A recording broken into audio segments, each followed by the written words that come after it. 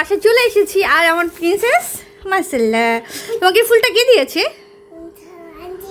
হ্যাঁ আন্টি দিয়েছে। তুমি আন্টিকে থ্যাংক ইউ বলেছো? সো হ্যালো এভরিওয়ান, আসসালামু আলাইকুম। কেমন আছো সবাই? আই হোপ ভালো আছো, সুস্থ আছো। সুরানিয়াস ব্লগ থেকে আমি নিহা বলছি। সবাইকে স্বাগতম জানিয়ে আজকে ব্লগটা শুরু করছি। দুপুরবেলা রান্না করছি আর এই তো রান্না থেকে ব্লগটা শুরু করলাম। সকালবেলা একদমই সময় পাইনি, আজকে অনেক ঘরের কাজ করেছি, তাই আর ভিডিও অন করা হয়নি। কারণ ভিডিও করতে গেলে কাজের অনেকটা সময় লেগে যায়।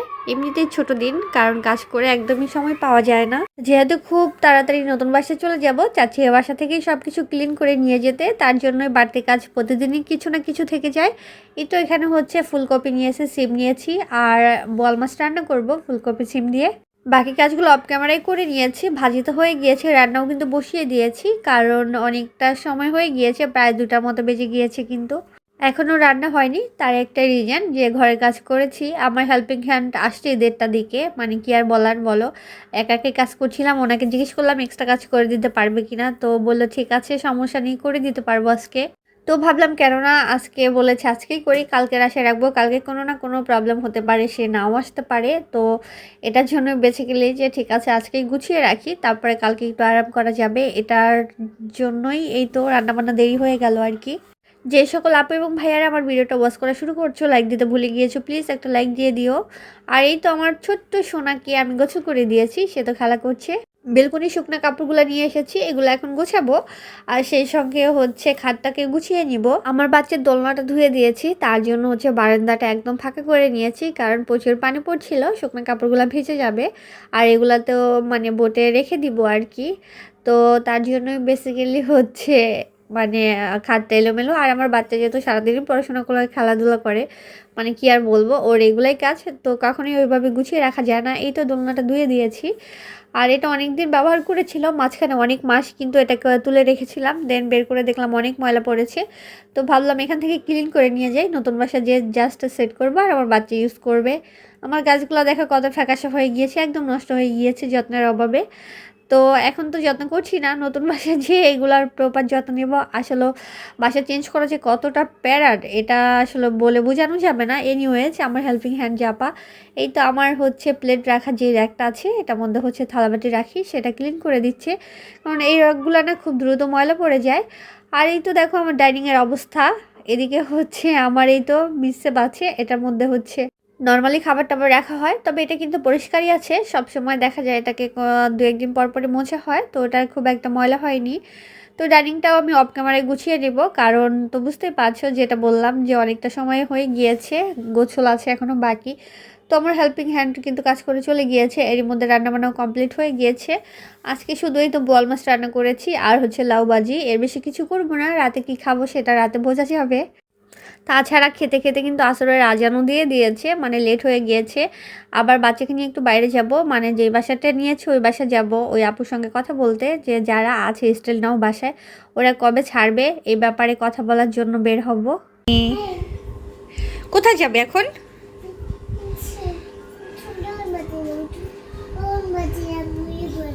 কোথায় যাবে? তাই? আচ্ছা, এখন আমরা কোথায় যাচ্ছি? নতুন বাসায়, তাই তো? তাই?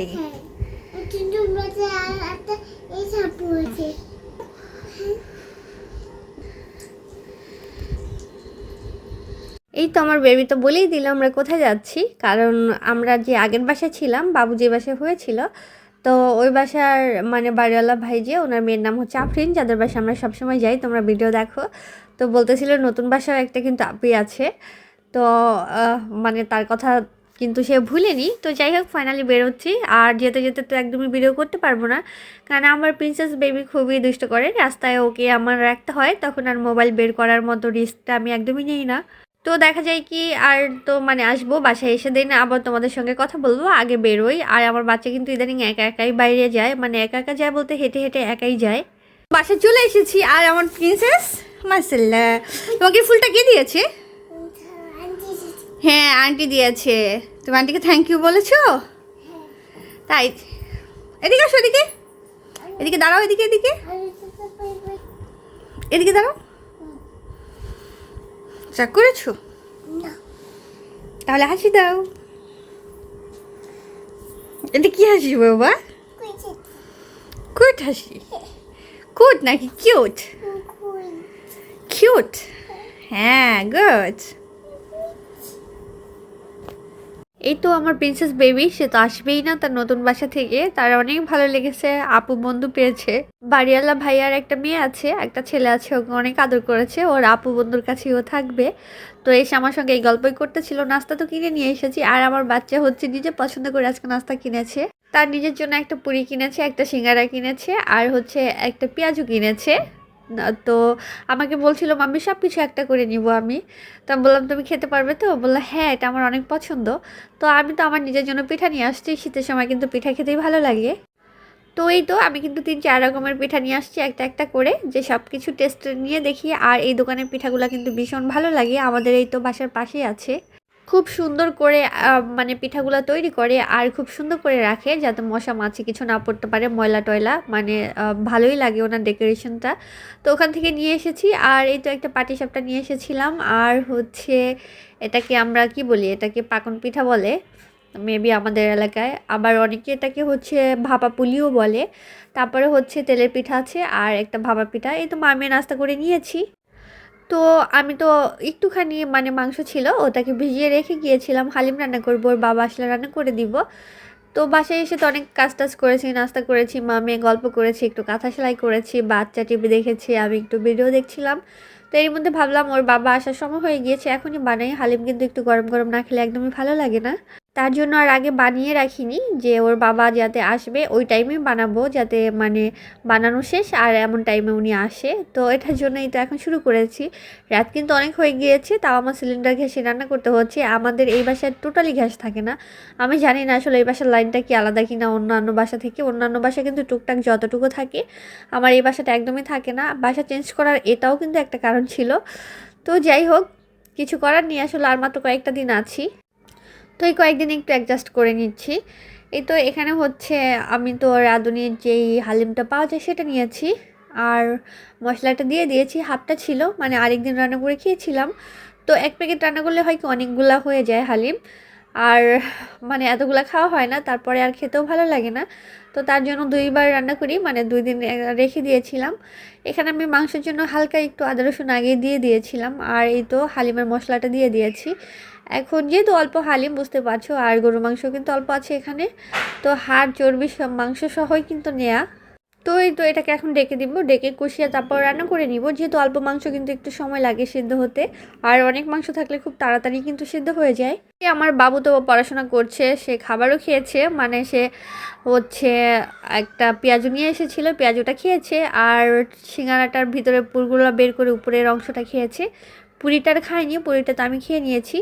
কিন্তু এই পুরিটা খেয়ে আমার গ্যাস থেকে এত সমস্যা দেখা দিচ্ছে, মানে পুরো মনে হচ্ছে গলার উপর উঠে আছে। ইদানিং পুরি একদমই খেতে পারি না, এটা খেলেই আমার গলা জ্বলা শুরু করে দেয়। এটা আমার লাইফ থেকে একদম বাদ দিয়ে দিতে হবে। যদিও খুব একটা খাই না, বাট মাঝে মধ্যে যে একটুখানি খেলেও না কেমন যেন গলার মধ্যে ঝাল ঝাল লাগে, একটা গ্যাস থেকে প্রবলেম হয়ে যায়। তো এই তো মাংসটা হচ্ছে আবার কষাতে পানি দিয়ে দিয়েছি, আর 2-3 বার কষিয়ে নেব। মাংসটা কিছুদিন আগে আনা, একদম হার্ড হয়ে আছে। আমি জানি না কেন যেন এই মাংসটা একদমই ভালো পড়েনি, খুব একটা সফট হয় না রান্না করলে। এটাকে একটু লেবুর রস দিয়ে দিব হালকা করে, যাতে মানে খুব ভালো করে এটা কুক হয়ে যায়, তার জন্য। দেন আমার এই তো ছোট্ট প্রিন্সেস বারবার আসছিল, আমার সঙ্গে গল্প করছিল। আর আমি এই তো কাঁথা সেলাই করছিলাম, ও পড়তে বসেছে। ইদানিং তার আবার ড্রয়িং করতে বেশ ভালো লাগে, তাকে ড্রয়িং খাতা কলম কিনে দেওয়া হয়েছে। তো দেখা যায় নিজের ইচ্ছায় সকাল বিকাল 2 বেলায় কিন্তু বসে যায়, একটা করে ড্রয়িং করে। আমাকে আর বলতে হয় না। আর প্রথম প্রথম সব বাচ্চারাই মনে হয় এরকম এক্সাইটেড থাকে, যেমনটা আমি ছোটোবেলায় ছিলাম। একটা সময় যখন নতুন বই দিত স্কুল থেকে, ওই বইয়ের বাংলা বইয়ের বিশেষ করে কবিতাগুলো মুখস্থ না হওয়া পর্যন্ত বই নিয়ে বসেই থাকতাম পড়াশোনার জন্য। আর আমার বাচ্চাটাও দেখি কিছু একটা কিনে নিয়ে আসলে না তেমনটাই করে। এই তো ড্রয়িং খাতা 2-3 দিন ধরে কিনেছে, সে কিন্তু সেই একই রকমভাবেই সেটাকে ফলো করছে। দেখা যাক কতটুকু থাকে। অ্যাকচুয়ালি ওর এখনও পড়াশোনার বয়স হয়নি, তার জন্য ওকে আমি একদমই প্রেশার দিই না। এনিওয়েজ আমার মাংসটা কিন্তু রান্না হয়ে গিয়েছে।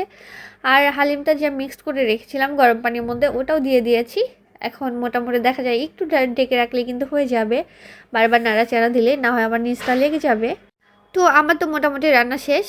আর এর মধ্যে আমার হাজব্যান্ডও কিন্তু চলে আসবে, ফোন দিয়েছে কিছু লাগবে কি না, মানে ও 5 মিনিটের মধ্যে বাসায় চলে আসবে আর পারফেক্ট টাইমেই খেতে পারবে গরম গরম। তো আমার প্রিন্সেস তো ভীষণ খুশি, তার বাবা তার জন্য অনেকগুলো নাস্তা নিয়ে এসেছে। তো ওকে নর্মালি হয় কি, ওর বাবা বলছিল যে তোমার জন্য কোনো খাবার নিয়ে আসেনি, সে তো মন খারাপ করে বসেছিল বাবা কেন কিছু নিয়ে আসেনি। দেন যখন খাটের উপর এই তো খেলছিল, খেলতে খেলতে দেখে ফেলেছে তার বাবা তার জন্য খাবার নিয়ে এসেছে। আর তার এক্সাইটমেন্ট দেখো, মানে এত বেশি এক্সাইটেড হয়ে গিয়েছে খাবারগুলো দেখে যে আমি দেখে ফেলেছি, তুমি লুকিয়ে রেখেছো কেন, কী এনেছো আমাকে দেখাও। তো ইদানিং তার হটডগটা খেতে বেশ ভালোই লাগে। তো লাস্টবার কিন্তু হচ্ছে সে খায়নি, তারটা আমি খেয়েছিলাম কারণ তার পেট ভরা ছিল তার জন্য। আর এখানে লাভা আছে আর আছে পেস্ট্রি, আমার বাচ্চার পছন্দের পেস্ট্রি, ও ভ্যানিলা পেস্ট্রিটা খেতে ভীষণ পছন্দ করে। ভিডিওর এই পর্যায়ে কোনো আপু যদি থেকে থাকো তোমাদের অসংখ্য ধন্যবাদ, প্লিজ একটা লাইক দিয়ে দিও আর ভিডিওটা দেখে কমেন্ট করবা। অনেক আপুরাই আছে ভিডিও না দেখেই কিন্তু উল্টাপাল্টা কমেন্ট করে দাও, এমন কিছু কমেন্ট লিখো যেটা ভিডিওর কোথাও আমি দেখাইনি বা কোনো অংশ তো নেই। আমার জাস্ট তখন খুবই হাসি পায় যে কি দরকার আছে কমেন্টটা করার, দেখো যে দেখতে পারো নি, এটা স্বাভাবিক, সমস্যা সবারই থাকে, সবসময় যে সবাই সবার ভিডিও দেখতে পারবে বিষয়টা কিন্তু একদমই তা নয়। যখন যে সময় পায় তখন দেখবে, এটাই স্বাভাবিক, প্রতিদিন দেখতে হবে এমনটা কিন্তু একটু রুলস নেই। আর আমি তো প্রতিদিন খুব একটা ভিডিও মানে প্রতিদিন তো দেই না, একদিন পর পর দেই। তো যাই হোক, এই তো আমার হালিমটা রেডি হয়ে গিয়েছে, তো আমার হাজব্যান্ডকে হচ্ছে ভাবলাম আগে দিয়ে নেই আর আমি খাই, কারণ হচ্ছে গরম গরম না খেলে কিন্তু ভালো লাগবে না। আমি অফ ক্যামেরায় বাকি কাজগুলো করে নিয়েছিলাম হালিমের, মানে হচ্ছে এই যে লেবু মিক্সড করা, তারপর হচ্ছে বেরেস্তা দেওয়া, শসা দেওয়া, ধনিয়া পাতা কুচি, যাই বলো না কেন। এই তো আমার হাজব্যান্ড কিন্তু ওইদিকে একটু শুয়ে মোবাইল টিপছিল, আসছে একটু রেস্ট নিচ্ছে। আর আমি হচ্ছে হালিমটা দিলাম, খেয়ে নিয়েছি, এর মধ্যে আমরাও খেয়েছি। দেন হচ্ছে চা করেছি, চা খাচ্ছে। আর আমার বেবি দেখো কত সুন্দর করে ড্রয়িং করছে, একদমই বাইরে যায় না, একটু যদি বাইরে যায় সে রাবার দিয়ে চেষ্টা করে মুছার, যদিও এই রঙটা মুছে না, পেন্সিলের কালিগুলো মুছে যায়, কিন্তু ওকে এটা আরও বোঝানো যায় না, বোঝাইলেও সে বুঝে না, ভাবে রাবার মানে সব কালারই এটা দিয়ে চলে যাবে। এই বাবা মেয়ের সুন্দর মুহূর্তগুলো একটু ক্যাপচার করে নিলাম, একদমই হাতছাড়া করতে চাইনি, কারণ এই দুজনের সুন্দর মুহূর্তের থেকে অসুন্দর মুহূর্ত বেশি আসে, কারণ খুব ঝগড়া লাগে, ঝগড়া লাগতেই থাকে দুজনের সঙ্গে। মেয়েটা তার বাবাকে ছাড়া একদমই চলতে পারে না, অথচ বাবা যখন বাসায় আসবে তখন শুধু ঝগড়াই লাগবে। তো ভাবলাম কেননা এই মিষ্টি মুহূর্তগুলো একটু ক্যাপচার করি। এনিওয়েজ, রাতের জন্য হচ্ছে খিচুড়ি রান্না করেছিলাম। গত ভিডিওতে তোমরা দেখেছো হাঁসের মাংস রান্না করেছিলাম, আর সেটা কিন্তু ফ্রিজে একটুখানি রয়ে গিয়েছিল, ভুলে গিয়েছিলাম। তো ভাবলাম কেননা আমার বাচ্চা তো ভীষণ পছন্দ করে, ওকে হচ্ছে হাঁসের মাংস দিয়ে খিচুড়িটা খাইয়ে দেই। আজকে কিন্তু এই পর্যন্তই ছিল, আর বড় করলাম না। কেমন হয়েছে ভিডিওটা কমেন্ট করে জানিয়ে দিও। সবাই ভালো থেকে সুস্থ থেকো, সবার জন্য শুভকামনা থাকবে। আল্লাহ হাফিজ সবাইকে।